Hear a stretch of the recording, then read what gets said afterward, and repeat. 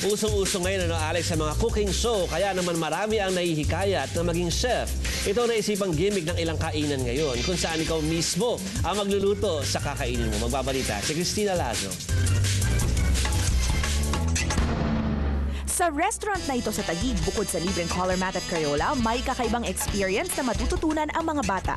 Ang paborito nilang meriendang pizza pie, sila mismo ang gagawa.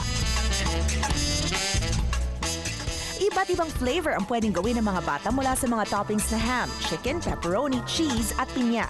I love making pizzas because you can eat them after and you get to choose what you want.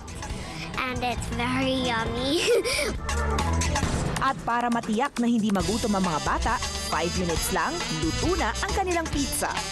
If you have nothing to do at home, like you can just come over here and make your pizza and like have fun.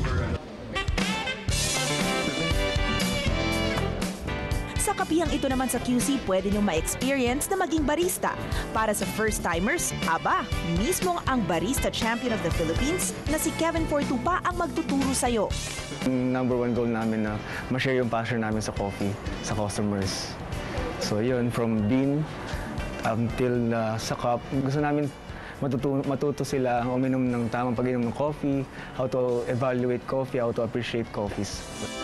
Para naman sa mga coffee aficionados, may crafted coffee rin na pwedeng matutunan. Get to do your own art which you see the baristas doing, and it's actually harder than you think.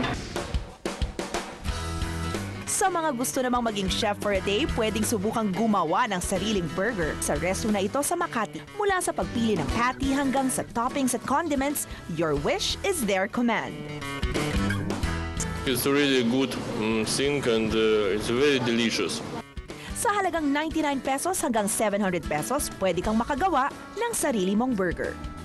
Cristina Lazo, News 5.